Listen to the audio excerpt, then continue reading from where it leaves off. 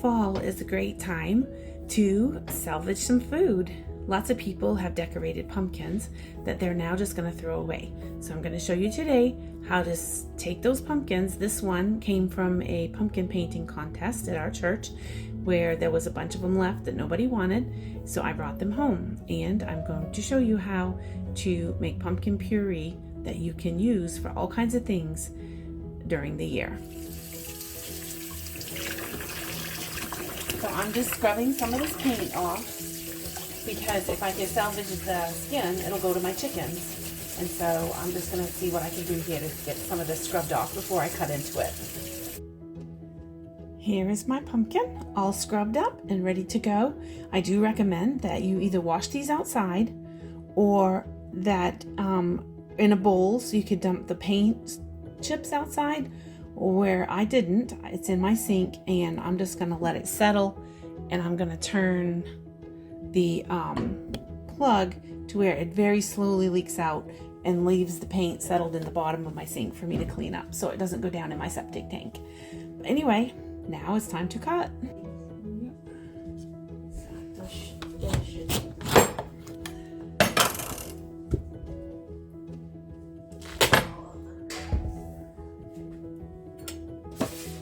Now these seeds, you can either take them and roast them. If you're really trying to add some nutrition, you can roast these and have them for snacks for your kids. I have a lot of pumpkins. I'm going to be doing more. So today, these ones are just going to go to the chickens.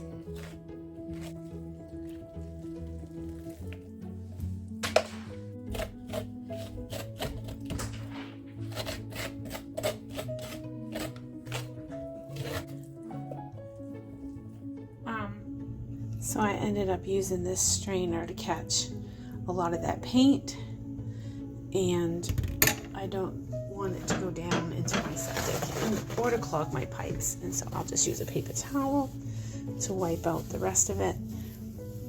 And voila, I did it. I salvaged the pumpkin and didn't clog up my pipes. It's quite cold here today, so I'm going to put this in a pan with about a half inch of water. I'll put it in my oven to bake, but I'm going to do 2 of them so that I don't waste electricity. If I'm going to run the oven, I want it full, and that's another way to save money when you're trying to be frugal and minimizes the cost of the food that you salvage. In trying to remove this paint, I've discovered that if you let it soak a little bit, you hardly have to scrub it. It comes off. I'm sure it just depends on what kind of paint has been used, but this part right here is coming off very easily just by letting it soak in a little bit of water. Definitely helps with prepping it for baking. When I cut open the second pumpkin, the seeds are nice and plump, so I decided that I'm going to save them and I'm going to use them to roast and make a snack. And so here I'm picking them out, pulling out all the plump ones, the nice ones, and putting them in a colander where I will later wash them and clean them up and get ready to roast them. Once all the seeds are out, you can take the pulp, throw it in the trash, the compost, or in this case to my chickens. And I have clean halves. Again, I'm going to place 2 of them in the pan, and I will add about a half inch, maybe 3/4 of an inch of water, and that will help them to not dry out, and they'll be nice and steamy while they're cooking in the oven. And I will place these in the oven to bake. Sorry about this section of video. I am new to recording and I don't have someone to record for me, and I did not realize that the screen wasn't showing what you need to see. But it's 350 degrees for 1 hour and they were cooked perfectly. If you don't have any big pans where you can put 2 halves of a pumpkin in, it's okay. You can use smaller pans, or you can also cut the skin off the pumpkins, cut it into chunks, and cook it in a pot like you would on top of the stove with potatoes. Just drain it well before you begin to mash it up. So I decided to save the seeds, and I'm rinsing them off, and I'm picking out the flat ones, the dark ones, anything that doesn't, look plump and nice. Clean those all out. You're going to separate the pulp, which tends to settle to the bottom, and pull out the seeds. You're probably going to have to do this a couple times and then go ahead and drain them well in the colander. I'm just going to catch these last few seeds.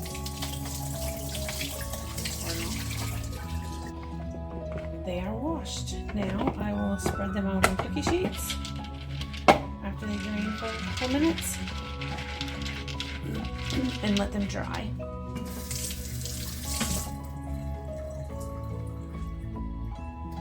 Alright, so I took a towel, spread it on my cookie sheets. I do not like terry cloth towels when I'm doing things like drying dishes or working with food. So you can find some of these cotton towels that they don't have lint, and that's why I like them. And I'm just going to spread this on the towel and let it dry for a few hours, maybe even overnight, and then we'll come back and see how to roast these into a yummy snack. Once the pumpkin is cooled down enough for you to handle, you're going to grab a spoon and start scooping the pulp or the meat of the pumpkin and putting it in a bowl. Now, if you did this on a stovetop in a pot, just drain really well the liquid, because you don't want it to be watery, so make sure you drain it really well. And when you're done with scraping this out of the shell, you can either throw the skin away, throw it in your compost bucket, or do like us and put it in our chicken treat box.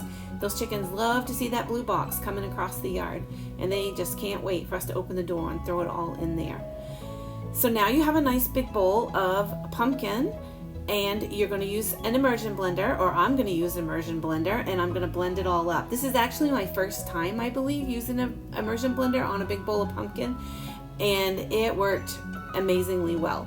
In the past, I've put it in a regular blender and blended it, or before that, because I've always had to practice food salvaging to feed my family on a budget, and so I didn't always have tools, but I could mash it with a potato masher, or I could mash it up with a big fork, and I would still get mashed pumpkin for baking and cooking with. So here I'm putting it into little silicone cups. I haven't always had those either. If you don't have any silicone cups, maybe get a little package of snack baggies and measure it into snack bags to freeze. These little cups hold 1/3 of a cup, so they're perfect for me to have in the freezer to pull out exactly how much I need. I also use 2 cups of pumpkin puree to make pumpkin squares, or to add to chili, or to add to spaghetti sauce, and other various things. So I like to freeze some in Ziploc bags. Here I'm using sandwich bags. They're not that expensive, and they're very convenient because I have exactly the amount I need for the recipe in each bag. To thaw them out, I'll just take them out of the freezer, peel the bag off of the block of pumpkin, and place them in a dish so that they can thaw out and be ready to use when I'm ready to cook or to bake. Once the cups of pumpkin are completely frozen, you can just take a bag and make sure you label it, and be sure to put the year on it, because sometimes it'll get lost in the freezer if you have more than one freezer, or if you have a big freezer. But be sure to label it, and then you just peel off the silicone cups, stick them in your bag, and they're ready to be frozen and used. So to thaw them out, you just pull them out, put them in a container or a bowl and cover it, and let them thaw out. You can thaw them on the counter, or you can thaw them in the fridge. Either way, whatever's convenient for you. And here you have it. It's all freezer ready. We'll be using this throughout the year to help feed our family. So it's very easy, and I hope you give it a try. Some of the ways that we use it are in pumpkin squares. This is so easy to make. You frost it right in the pan. It's quick, and it's wonderful to take to a potluck, and it's a family favorite. We put nuts on half and not on the other, because we have some in the family that either are allergic or prefer not to eat nuts. So this way, everybody likes it, and it makes a great breakfast. Shh, don't tell no one. Another family favorite is sliced pumpkin pie. This is something I ate growing up. My grandma used to make it. My mom made it. And I was actually older before I ever had the kind of pumpkin pie most people have, and I thought it was the squishy mess and didn't like it, but I do eat it now. This one, though, is definitely our favorite. We slice up the pumpkin like you would apples for apple pie. We season it, don't forget the salt, and maybe I'll post the recipe to this at some point on my website, but it's definitely worth giving a try. It is amazing, and we made 2 of them so we can have one for Thanksgiving. We also made a pumpkin pie from a pumpkin that my grandkids got at a field trip. We went home and they wanted immediately to bake it. So we made the pumpkin pie recipe from Taste Better from scratch, and it has a caramel pecan topping that is absolutely fabulous. We have one that cannot have regular flour, so they all wanted their own mini pies, and we let them make their pie crust, and it was a great afternoon. Turns out my husband likes pumpkin seeds better than my kids, but he's pretty much eaten this whole bowl. He can't have a lot of things because of eating restrictions, and so this was great because we all like salt and vinegar flavor. I put a little bit of vinegar on these and then sprinkled them with sea salt, roasted them at a 250 degrees for about an hour, stirring a couple times in between, and let them cool, and they are a fabulous snack, and he absolutely loves them. And finally, we've also used it to make spaghetti sauce. The grandkids were here. We made a big pot of spaghetti and spaghetti sauce, and so we added the pumpkin, and everyone just raved about how good it was. It was very, very good. Made it a nice flavor, and I will do this every time. So go ahead and salvage yourself some pumpkins, and then let me know what you make with it. Maybe you'll give me some new ideas.